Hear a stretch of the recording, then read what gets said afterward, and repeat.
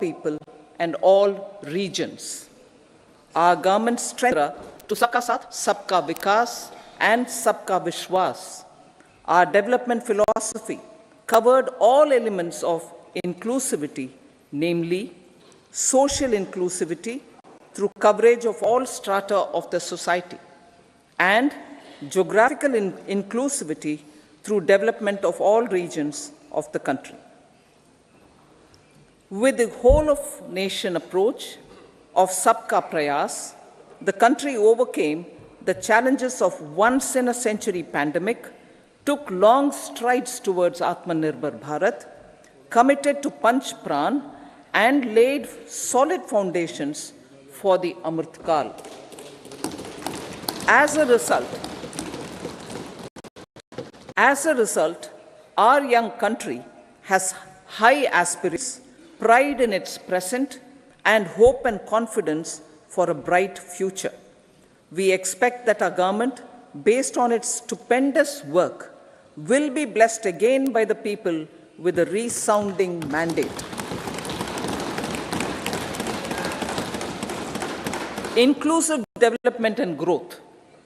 Our humane and inclusive approach to development is a marked and deliberate departure from the earlier approach of provisioning up to village level.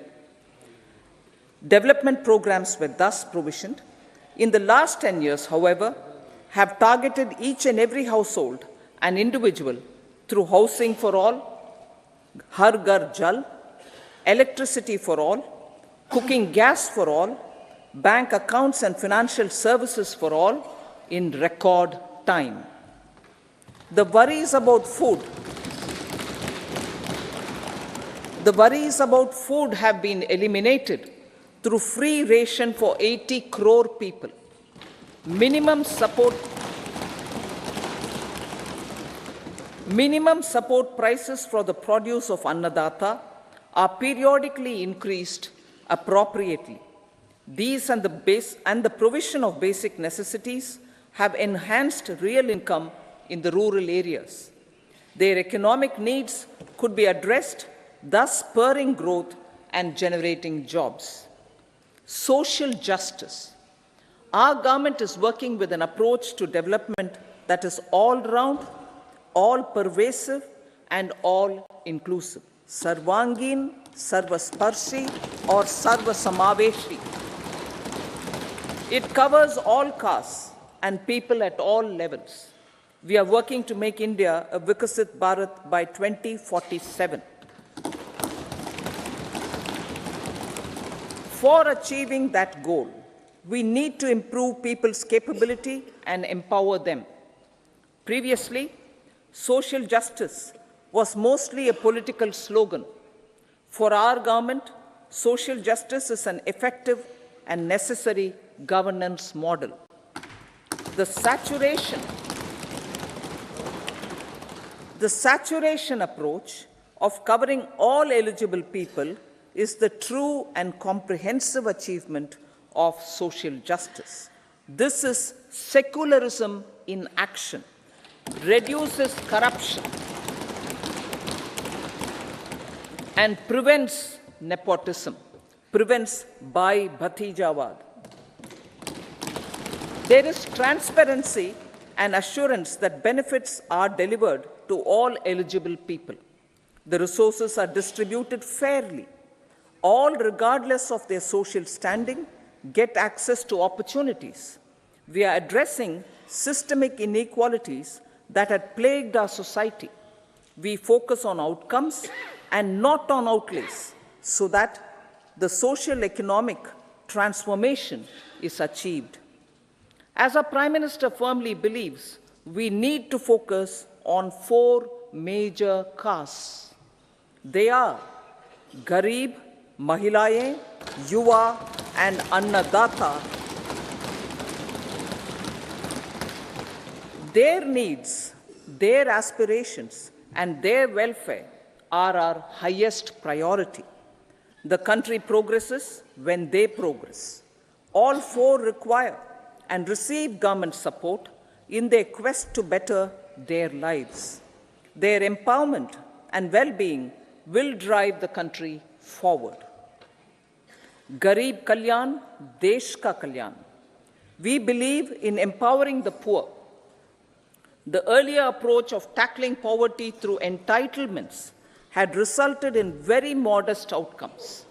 When the poor became empowered partners in the development process, government's power to assist them also increases manifold.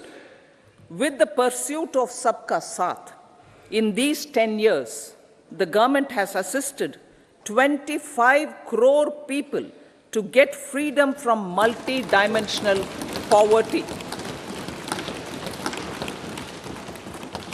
Our government's efforts are now getting synergized with energy and passion of such empowered people. This is truly elevating them from poverty. Direct benefit transfer of 34 lakh crore rupees from the government using PM Jan Dhan accounts has led to savings of 2.7 lakh crores of rupees for the government. This savings has been realized through avoidance of leakages prevalent earlier. The savings have helped in providing more funds for Garib Kalyan. PM Swanidhi has provided credit assistance to 78 lakh street vendors. From that total of 78 lakh street vendors, 2.3 lakh have received credit for the third time. PM Janman Yojana reaches out to the particularly vulnerable tribal groups who have remained outside the realm of development so far. PM Vishwakarma Yojana provides end-to-end support to artisans and craftspeople engaged in 18 trades. The schemes for empowerment of Divyangs and transgender persons reflect firm resolve of our government to leave no one behind. Welfare of Annadata. Farmers are our Annadata. Every year under PM Kisan Samman Yojana, direct financial assistance is provided to 11.8 crore farmers, including marginal and small farmers.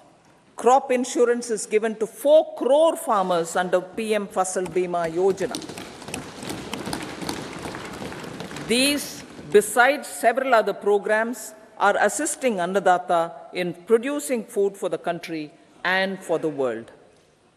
Electronic National Agricultural Market has integrated 1,361 mandis and is providing services to 1.8 crore farmers with trading volume of 3 lakh crores of rupees. The sector is poised for inclusive, balanced, higher growth and productivity. These are facilitated from farmer-centric policies, income support, coverage of risks through price and insurance support, promotion of technologies and innovations through startups. Empowering the Amrit PD, the Yuva. Our prosperity depends on adequately equipping and empowering the youth. The National Education Policy 2020 is ushering the transformational reforms. PM Schools for Rising India, PM Shri, are delivering quality teaching and nurturing holistic and well-rounded individuals. The Skill India mission has trained 1.4 crore youth, upskilled and reskilled 54 lakh youth, and established 3,000 new ITIs. A large number of institutions of higher learning, namely 7 IITs, 16 triple ITs, 7 IIMs, 15 AIMS, and 390 universities have been set up. PM Mudra Yojana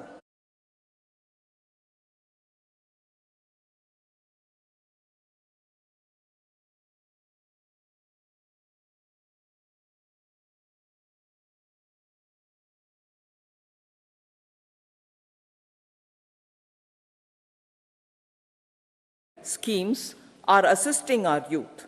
They are also becoming Rozgar Data. The country is proud of our youth scaling new heights in sports. The highest ever medal tally in Asian Games and Asian Para reflects a high confidence level.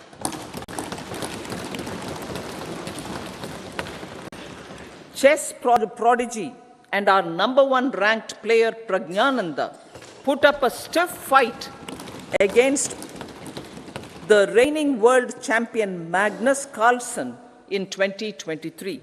Today, India has over 80 chess grandmasters compared to little over 20 in 2010. Momentum for Nari Shakti. The empowerment of women through entrepreneurship, ease of living, and dignity for them has gained momentum in these 10 years. 30 crore Mudra Yojana loans have been given to women entrepreneurs. Female enrollment in higher education has gone up by 28% in 10 years. In STEM courses, girls and women constitute 43% of enrollment, one of the highest in the world. All these measures are getting reflected in the increasing participation of women in workforce. Making triple talaq illegal, reservation of 1/3 seats for women in the Lok Sabha and state assemblies, and giving over 70% houses under PM Awas Yojana in rural areas to women, and giving over 70% houses under PM Awas Yojana in rural areas to women as sole or joint owners have enhanced their dignity. Exemplary track record of governance, development, and performance. Besides delivering on high growth in terms of gross domestic product, the government is equally focused on a more comprehensive GDP, that is, governance, development, and performance. Our government has provided transparent, accountable, people-centric, and prompt, trust-based administration with citizen-first and minimum government, maximum governance approach. The impact of all-round development is discernible in all sectors. There is macroeconomic stability, including in the external sector. Investments are robust. The economy is doing well. People are living better and earning better, with even greater aspirations for future. Average real income of the people has increased by 50%. Inflation is moderate. People are getting empowered, equipped, and enabled to pursue their aspirations. There is effective and timely delivery of programs and of large projects. Economic management. The multi-pronged economic management over the past 10 years has complemented people-centric, inclusive development. Following are some of the major elements. 1. All forms of infrastructure, physical, digital, or social, are being built in record time.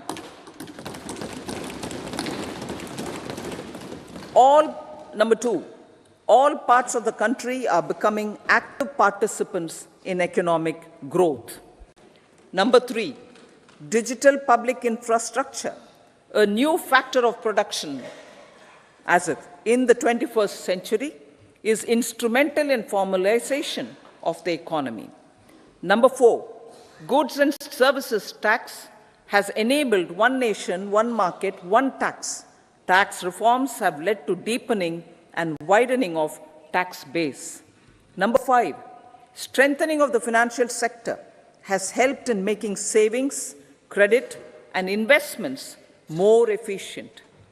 Number 6, GIFT, IFSC, and the Unified Regulatory Authority, IFSCA, are creating a robust gateway for global capital and financial services for the economy. Number 7, proactive inflation management has helped keep inflation within the policy band. Now, the global context, Honorable Speaker, sir. Geopolitically, global affairs are becoming more complex and challenging with wars and conflicts. Globalization is being redefined with reshoring and friendshoring, disruption and fragmentation of supply chains, and competition for critical minerals and technologies. A new world order is emerging after the COVID pandemic. India assumed the G20 presidency during very difficult times for the world. The global economy was going through high inflation, high interest rates, low growth, very high public debt, low trade growth, and climate changes. The pandemic has led to a crisis of food, fertilizer, fuel, and finances for the world, while India successfully navigated its way. The country showed the way forward and built consensus on solutions for those global problems. The recently announced India-Middle East-Europe economic corridor is a strategic and economic game changer for India and others. In the words of Honorable Prime Minister, the corridor, and I quote, will become the basis of world trade for hundreds of years to come, and history will remember that this corridor was initiated on Indian soil, unquote. Vision for Vikasit Bharat. Our vision for Vikasit Bharat is that of prosperous Bharat in harmony with nature, with modern infrastructure, and providing opportunities for all citizens and all regions to reach their potential. With confidence arising from strong and exemplary track record of performance and progress, earning Sabka Vishwas, the next 5 years will be years of unprecedented development and golden moments to realize the dream of developed India by 2047. The trinity of demography, democracy, and diversity backed by us has the potential to fulfill aspirations of every Indian. As Honorable Prime Minister in his Independence Day address to the nation mentioned, I quote, "There is no dearth of opportunities, as many opportunities as we want. The country is capable of creating more opportunities. Sky is the limit," unquote. Strategy for Amrit Kal. Our government will adopt economic policies that foster and sustain growth, facilitate inclusive and sustainable development, improve productivity, create opportunities for all, help them enhance their capabilities, and contribute to generation of resources to power investments and fulfill aspirations.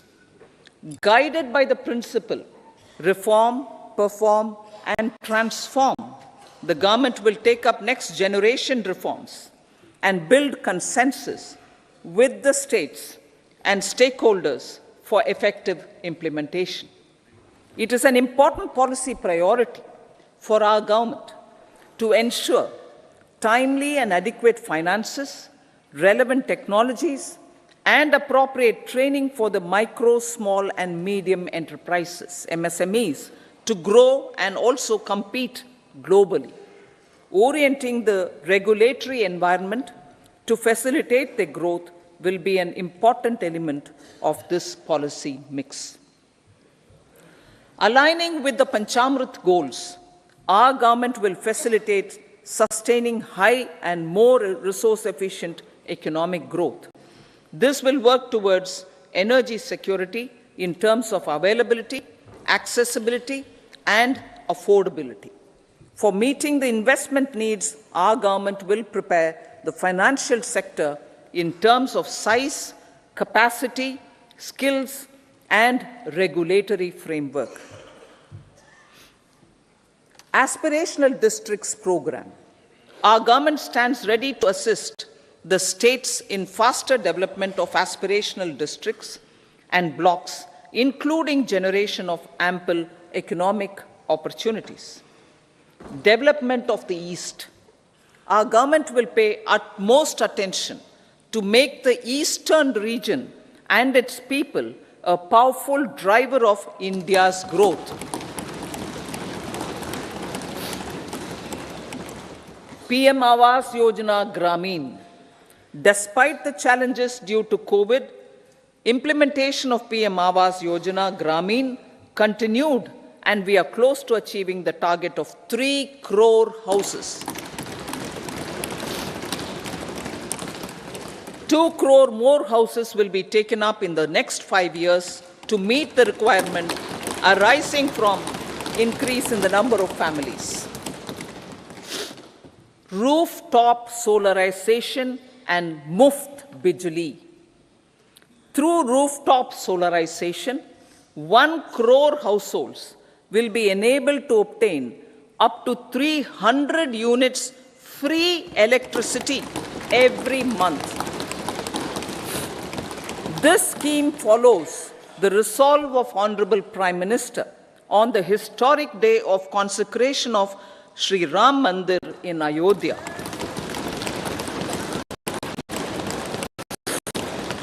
Following benefits are expected.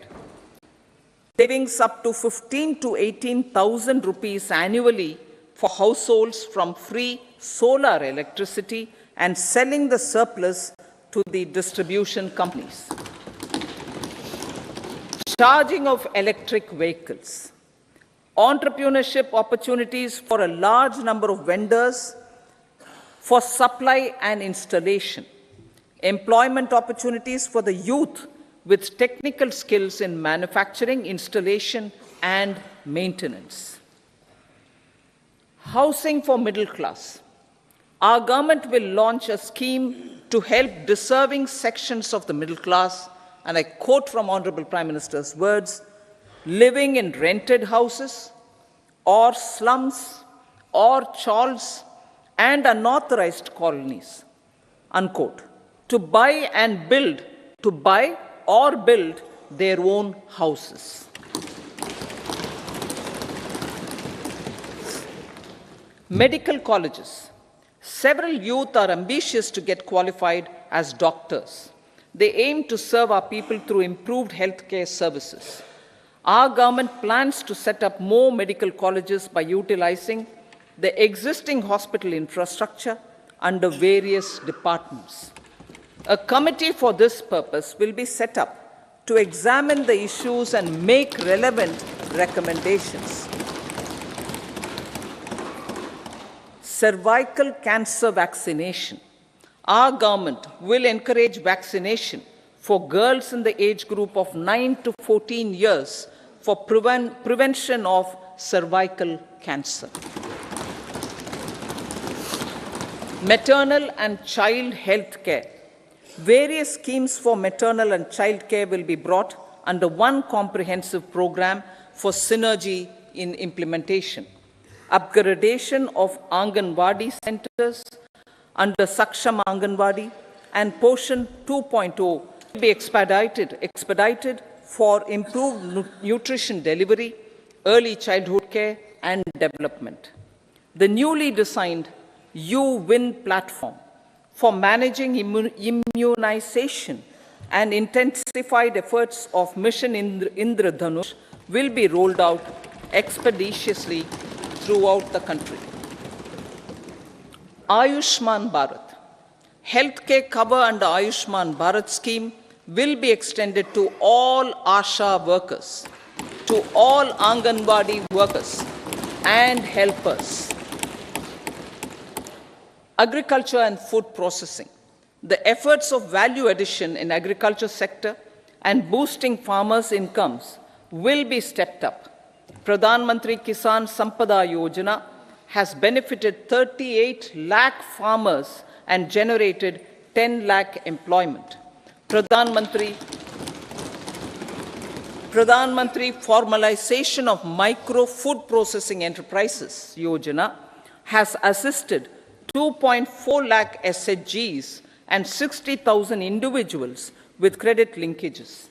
Other schemes are complementing the efforts for reducing post-harvest losses and improving productivity and income.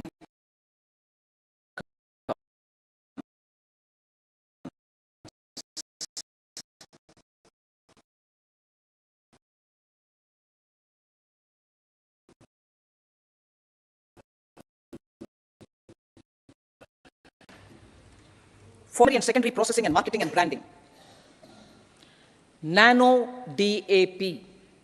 After the successful adoption of nano urea, application of nano DAP on various crops will be expanded in all agroclimatic zones. Atmanirbhar Oil Seeds Abhiyan. Building on the initiative announced in 2022, a strategy will be formulated to achieve Atmanirbharta for oil seeds such as mustard, groundnut, sesame, soya bean, and sunflower. This will cover research for high-yielding varieties, widespread adoption of modern farming techniques, market linkages, procurement, value addition, and crop insurance. Dairy development. A comprehensive program for supporting dairy farmers will be formulated. Efforts are already on to control foot and mouth disease. India is the world's largest milk producer with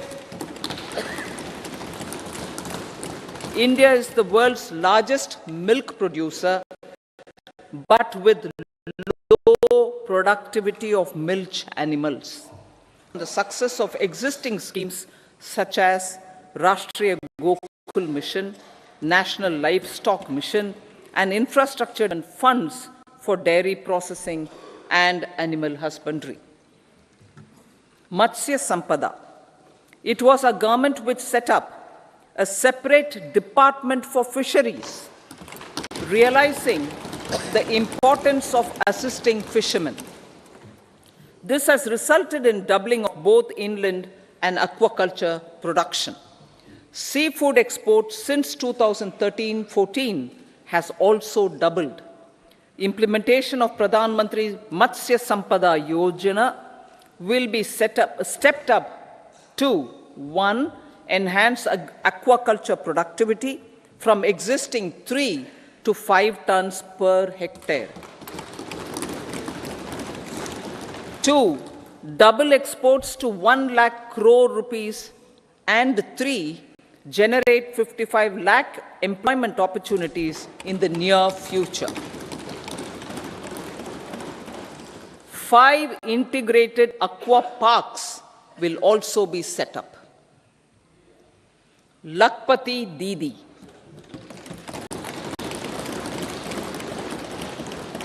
83 lakh SHGs. 83 lakh SHGs with 9 crore women are transforming rural socio-economic landscape with empowerment and self-reliance. Honorable Speaker said, their success has assisted nearly 1 crore women to become Lakpati Didi already. They are an inspiration to others. Their achievements will be recognized through honoring them. Buoyed by the success, it has been decided to enhance the target for Lakpati Didi from 2 crores to 3 crores.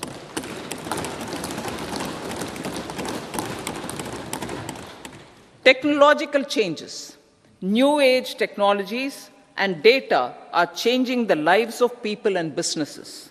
They are also enabling new economic opportunities and facilitating provision of high-quality services at affordable prices for all, including those at the bottom of the pyramid. Opportunities for India at the global level are expanding. India is showing solutions through innovation and entrepreneurship of its people. Research and innovation for catalyzing growth, employment, and development. Prime Minister Lal Bahadur Shastri gave the slogan of Jai Jawan, Jai Kisan. Prime Minister Atal Bihari Vajpayee ji, made that Jai Jawan, Jai Kisan, Jai Vigyan. Prime Minister Modi has furthered that to Jai Jawan, Jai Kisan, Jai Vigyan, and Jai Anusandhan, as innovation is the foundation of development. For our tech-savvy youth, this will be a golden era. A corpus of 1 lakh crore rupees will be established with 50-year interest-free loan provided. The corpus will provide long-term financing or refinancing with long tenors and low and or nil. I repeat that sentence. The corpus will provide long-term financing or refinancing with long tenors and low or nil interest rates. This will encourage the private sector to scale up research and innovation significantly in sunrise domains. We need to have programs that combine the powers of our youth and technology.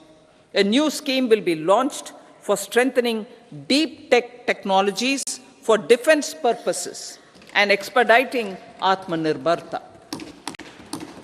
Infrastructure development. Building on the massive tripling of the capital expenditure outlay in the past 4 years, resulting in huge multiplier impact on economic growth and employment creation, the outlay for the next year is being increased by 11.1%, 1,111 crore rupees. This would be 3.4% of our GDP. Railways. 3 major railway corridor programs will be implemented. These are energy, mineral, and cement corridor. Number 2, port connectivity corridors. And number 3, high traffic density corridors. The projects have been identified under the PM Gati Shakti for enabling multimodal connectivity. They will improve logistics efficiency and reduce cost. The resultant decongestion of the high traffic corridors will also help in improving operations of passenger trains, resulting in safety and higher travel speed for passengers. Together with dedicated freight corridors, these 3 economic corridor programs will accelerate our GDP growth and reduce logistic costs.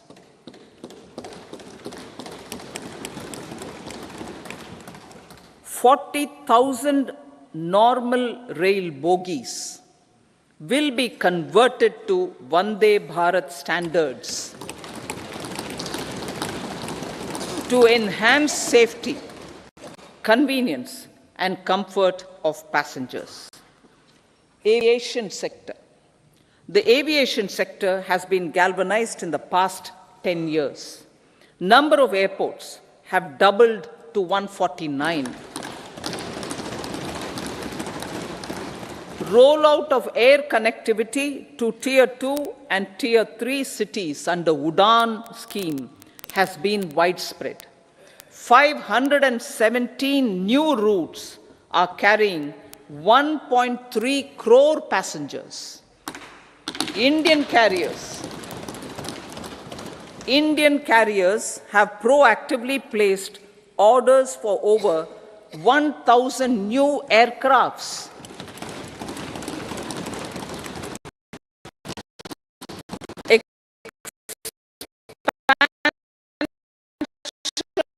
Of existing airports and development of new airports, Metro Rail and Namo Bharat can be the catalyst for the required urban transformation. Expansion of these systems will be supported in large cities, focusing on transit-oriented development. Green energy. Towards meeting our commitment for net zero by 2070, the following measures will be taken.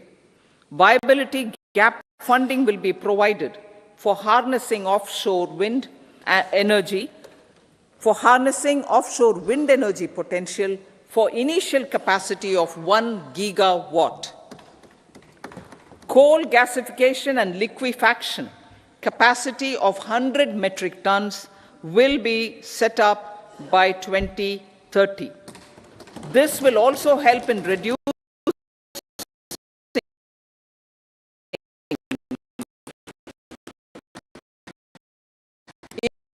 imports of natural gas, methanol, for transport and piped natural gas for domestic purposes will be mandated. Financial assistance will be provided for procurement of biomass aggregation machinery to support collection. Electric vehicle ecosystem. Our government will expand this and strengthen the e-vehicle ecosystem by supporting manufacturing and charging infrastructure.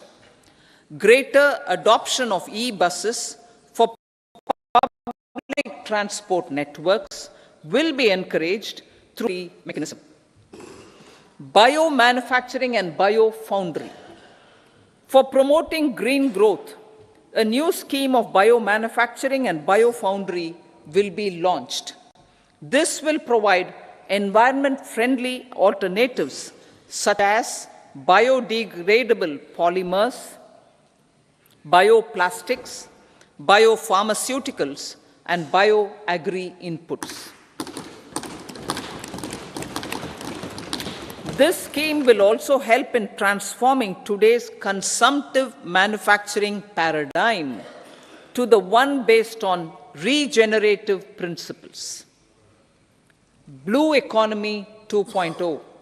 For promoting climate resilient activities for Blue Economy 2.0, a scheme for restoration and adaptation measures and coastal aquaculture and mariculture with integrated and multi-sectoral approach will be launched. Comprehensive development of tourist centers. The success of organizing G20 meetings in 60 places presented diversity of India to global audience.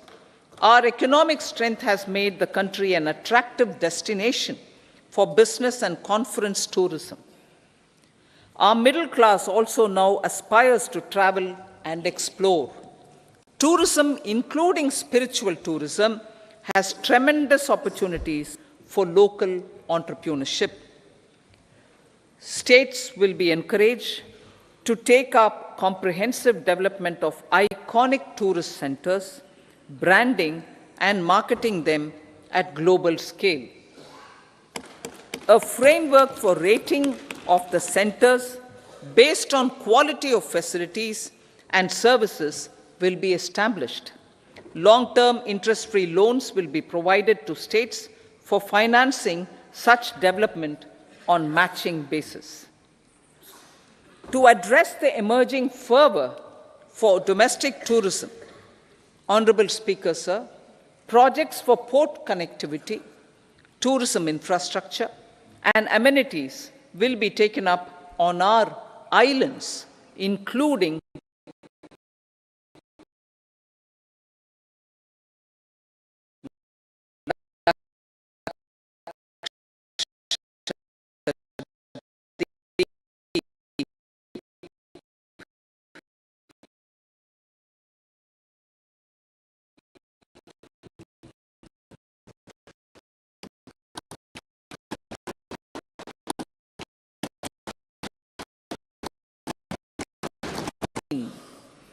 For encouraging sustained foreign investment, negotiating bilateral investment treaties with our foreign partners in the spirit of First Develop India.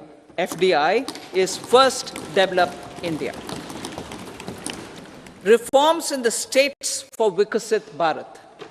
Many growth and development enabling reforms are needed in the states for realizing the vision of Vikasit Bharat.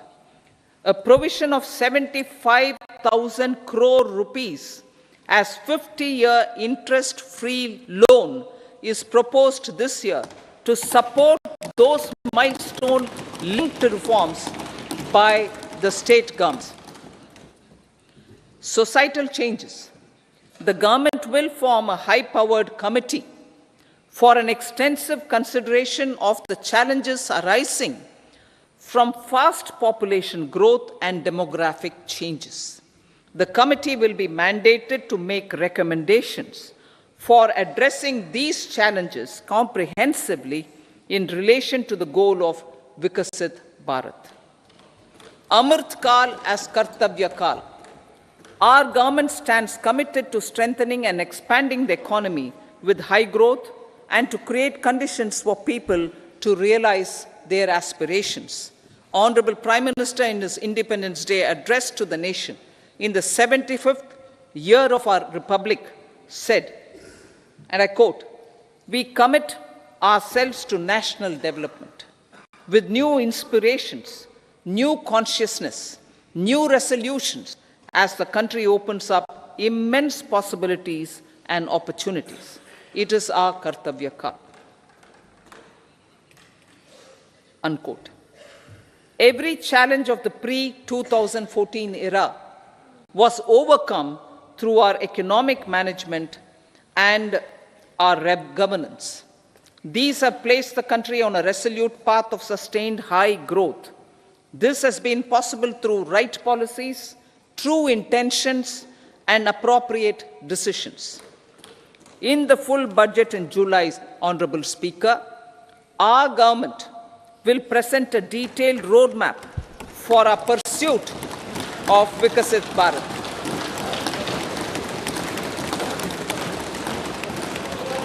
Revised estimates of 2023-24.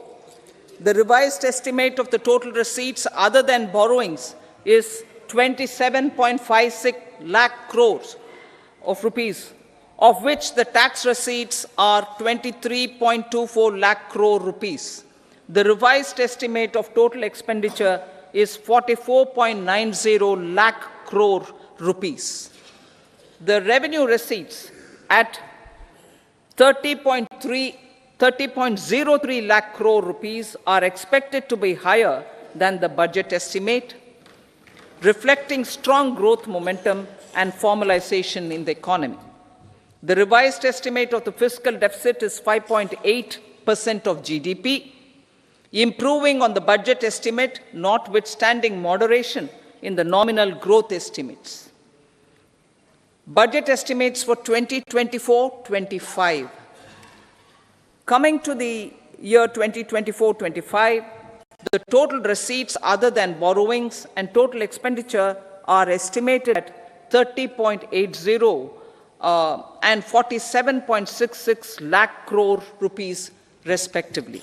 The tax receipts are estimated at 26.02 lakh crore rupees. The scheme of 50-year interest-free loan for capital expenditure to states will be continued this year with an outlay of 1.3 lakh crore rupees. We continue on the path of fiscal consolidation, as announced in my budget speech of 2021-22, to reduce fiscal deficit below 4.5% by 25-26. The fiscal deficit in 2024-25 is estimated to be 5.1% of GDP, adhering to that path. So the gross and net market borrowings through dated securities during 24-25 are estimated at 14.13 lakh crore rupees and 11.75 lakh crore respectively. Both will be less than that in 23-24. Now that the private investments are happening at scale, the lower borrowings by the central government will facilitate larger availability of credit for the private sector. Vote on account. I'll be seeking vote on account approval of the Parliament through the 25. I will now move to Part B. Speaker, sir, over the last 10 years, the direct tax collections have more than trebled and the return filers swelled 2.4 times. I would like to assure the taxpayers that contributions have been used wisely for the development of the country and welfare of its people. I appreciate the taxpayers for their continued support. The government has reduced and rationalized tax rates. Under the new tax scheme, there is now no tax liability for taxpayers with income up to 7 lakh rupees, up from 2.2 lakh rupees in the financial year 2013-14. The threshold for presumptive taxation for retail businesses was increased from 2 crores to 3 crores. Similarly, the threshold for professionals eligible for presumptive taxation was increased from 50 lakh rupees to 75 lakh rupees. Also, corporate tax rate was decreased from 30% to 22% for existing domestic companies and to 15% for certain new manufacturing companies. Honorable Speaker, sir, in the last 5 years, our focus has been to improve taxpayer services. The age-old jurisdiction-based assessment system was transformed to assessment and appeal, thereby imparting greater efficiency, transparency, and accountability. Introduction of updated income tax returns, a new Form 26AS, and pre-filling of tax returns have made filing of tax returns simpler and easier. Average processing time of returns has been reduced from 93 days in the year 2013-14 to a mere 10 days this year, thereby making refunds faster. Indirect taxation. By unifying the highly fragmented indirect tax regime in India, the GST has reduced the compliance burden on trade and industry. The industry has acknowledged the benefits of GST. According to a recent survey conducted by a leading consulting firm, 94% of industry leaders view the transition to GST as largely positive. According to 80% of the respondents, it has led to supply chain optimization, as elimination of tax arbitrage and octroi has resulted in disbanding of checkposts at the state and city boundaries.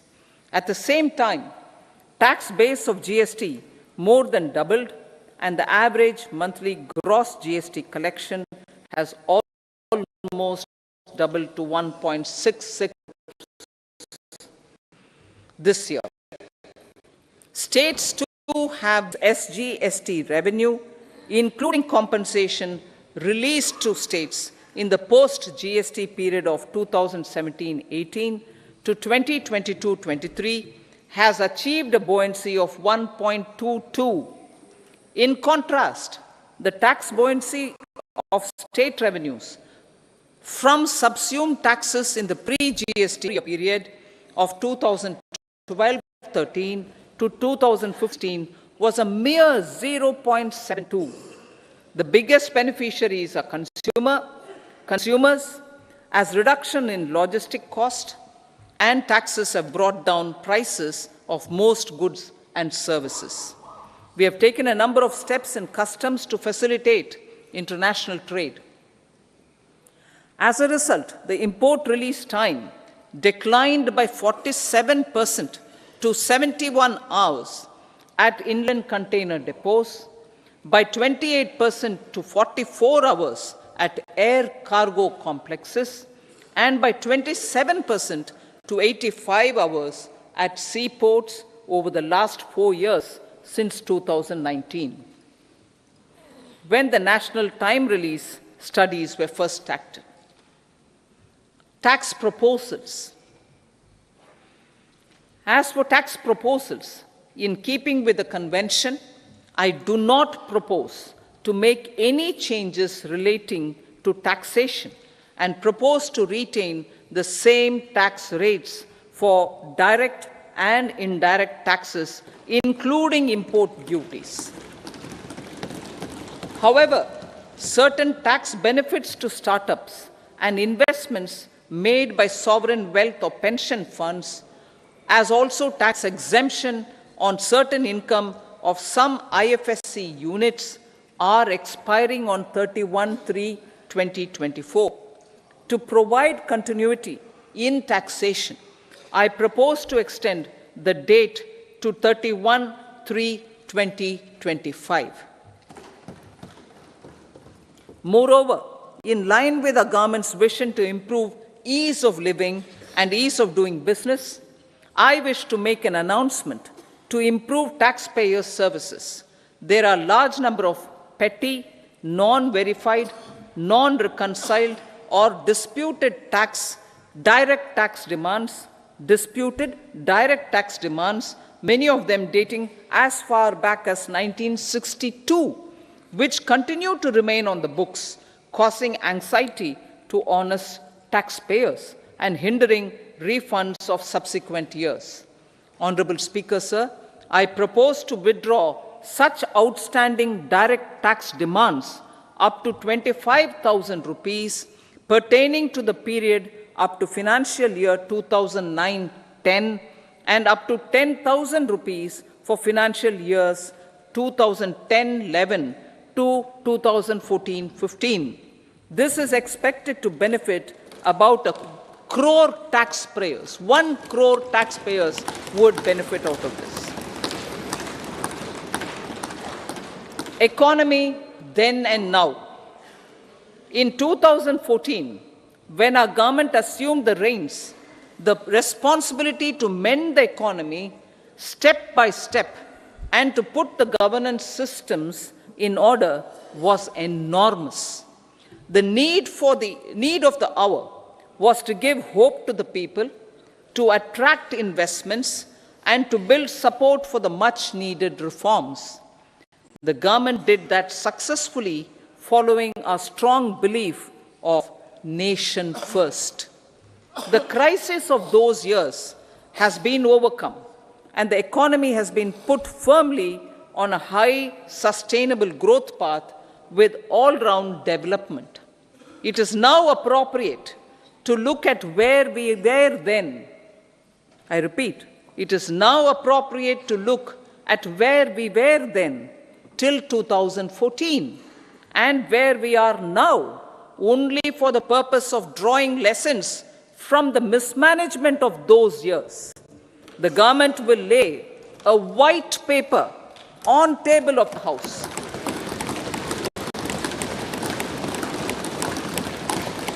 The exemplary track record of governance, development, and performance, effective delivery, and Jan Kalyan has given the government trust, confidence, and blessings of the people to realize whatever it takes, the goal of Vikasit Bharat, with good intentions, true dedication, and hard work in the coming years and decades.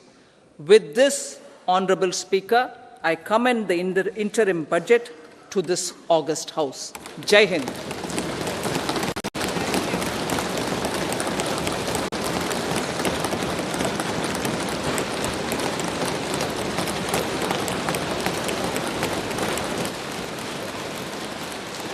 Item number 2, Srimati Nirmala Sitharaman ji.